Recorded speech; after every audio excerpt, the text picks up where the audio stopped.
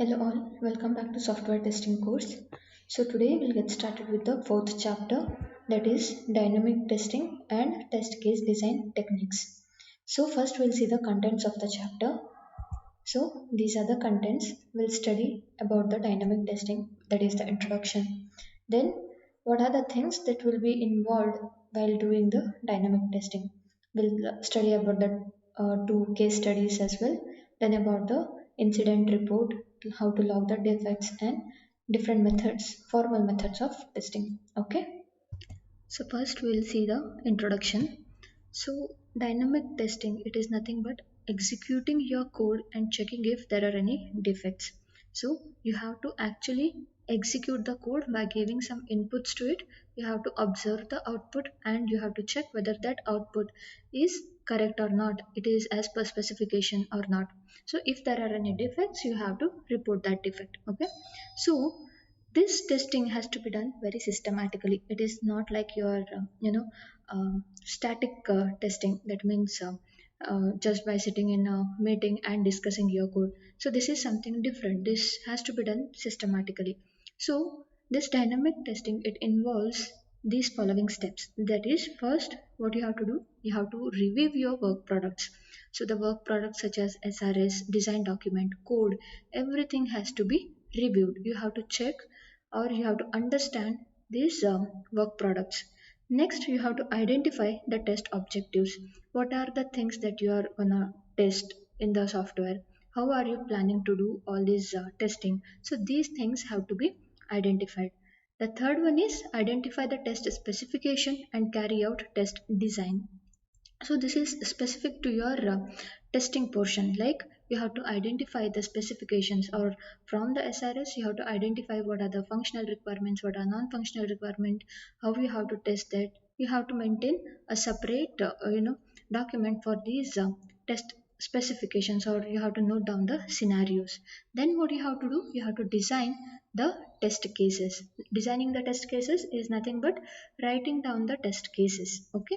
Then you have to document the test cases. Whatever, if there are n number of testers in the project, they will be writing n or more than that number of test cases. So all those things have to be documented properly. They have to be kept in a repository. Okay. Then you have to generate incident report. If you have found out any defects, then even those defects have to be maintained properly. Fine. Next, we will talk about the reviewing of the work products. Okay, so in this whole chapter, we will be discussing all these points itself. Okay, what do you mean by review work products? What are the things coming into it? So, all these things, like one by one, we'll discuss. The first one is reviewing of your work products. So, when a software product is given for you for testing, so before taking up any actual testing, you need to study the work products. So the work products such as your SRS document, design document, source code, and draft user manual. If it is present, then only draft user manual. So these things you have to thoroughly check or thoroughly review or thoroughly understand these all documents. So from these documents, you need to develop the test specifications or the test cases. Okay. The entity based on which you develop a test specification is called as test basis.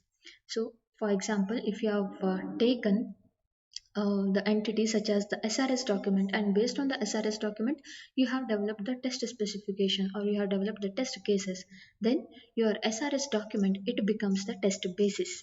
So test basis is nothing but from which document you have implemented or you have designed the test specifications.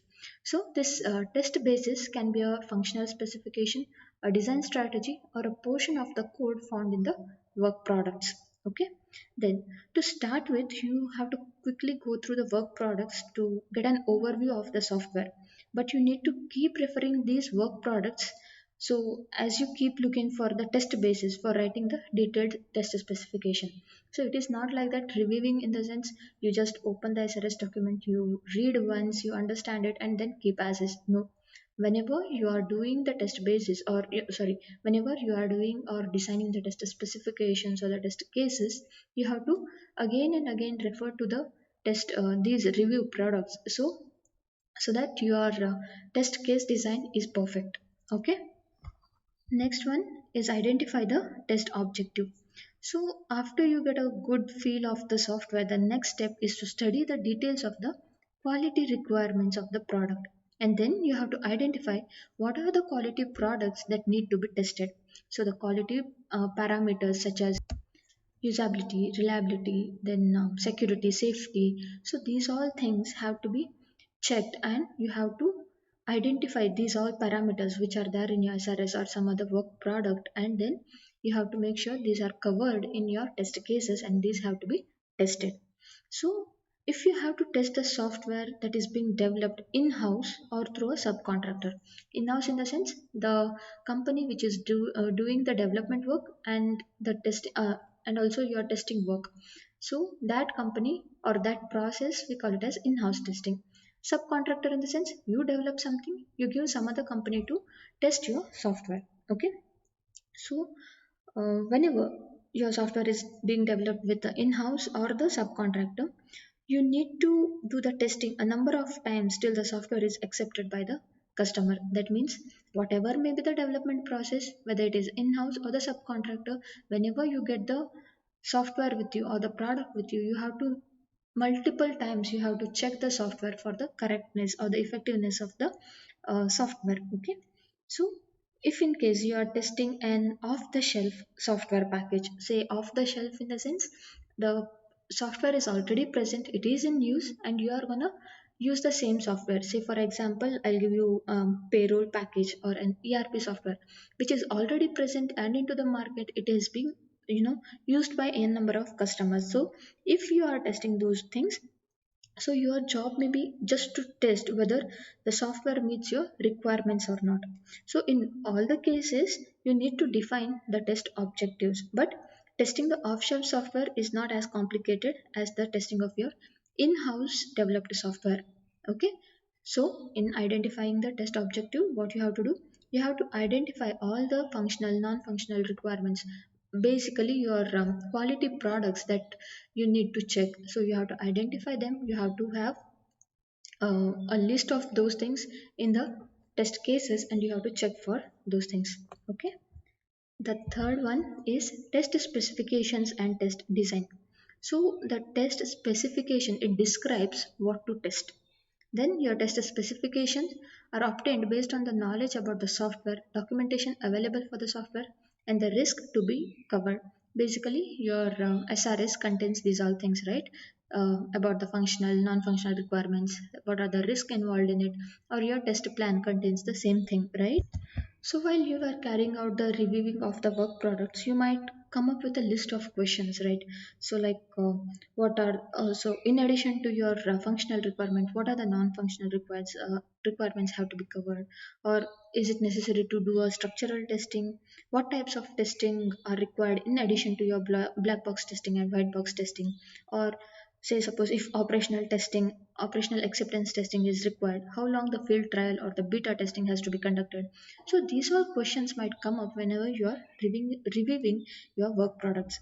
So while working out the test specification, you need to identify those tests or the requirements that have to be done on a top priority, and the test that may be need to be done only if the time or the budget it permits. Say for example, one of the quality parameters for your software has been identified as the portability. So if there is a time constraint, then this portability can be assigned a low priority. That means once you finish all the functional testing, then you have done the quality parameters, everything. After that, if you feel there is no, the software is good to go, then you can test this portability quality parameter. Why? Because it is of low priority, right? So portability testing is nothing but the software, it has to be tested on one platform and subsequently the portability testing can be taken up. So once the test specifications are identified, the next step is to design your test cases. So the test designing of the test cases, it involves your based on the prioritization of the test specifications, identification of your environment. So environment in the sense hardware platform, operating system, any other third party software you need for the testing. These all things can be identified.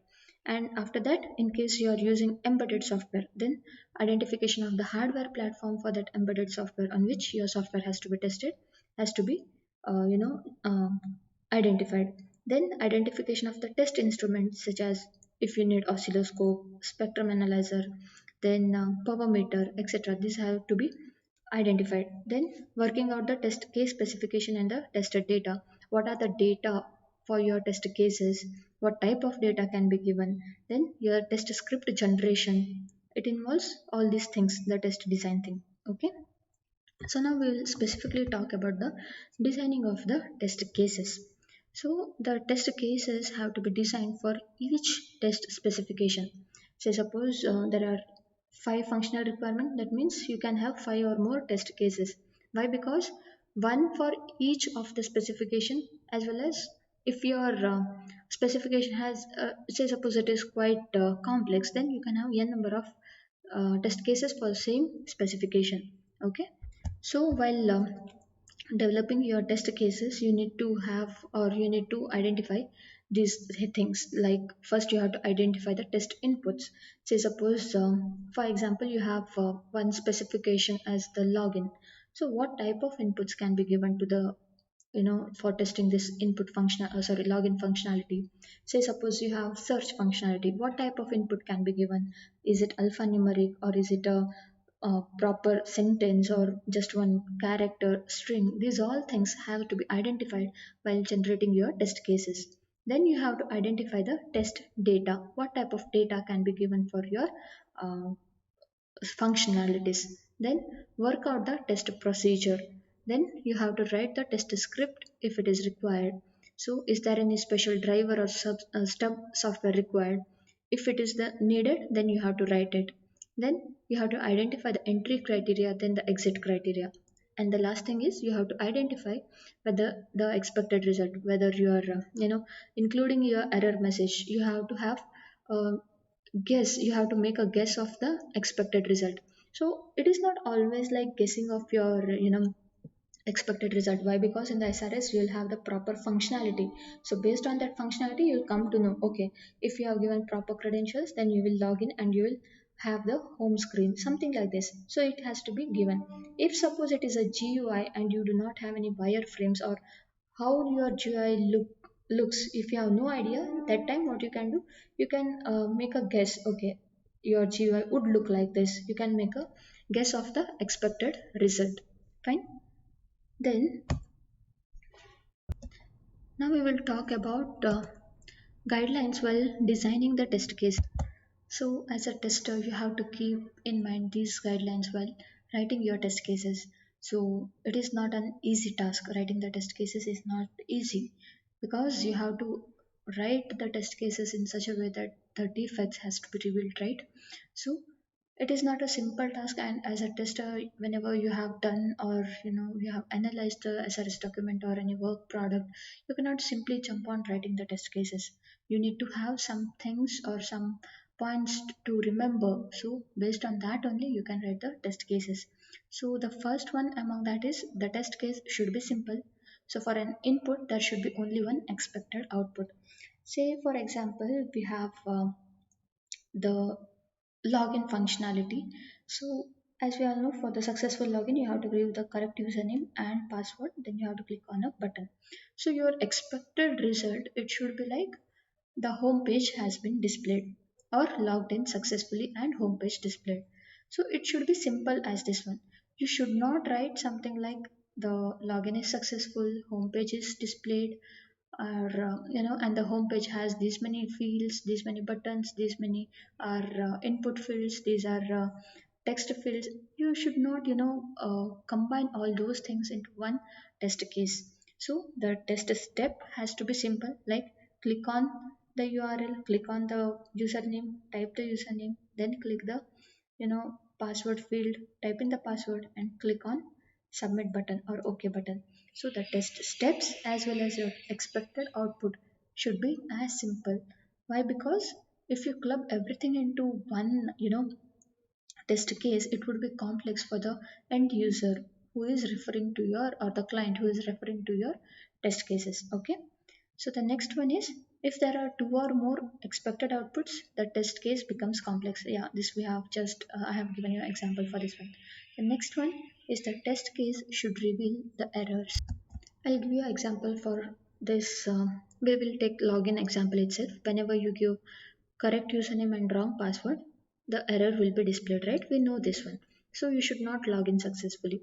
So how you will write a test case for this? So you should not write something like, error message has been displayed in the expected output. You have to write the proper error message. If it is specified in the SRS document, mention the same thing. Okay. Fine.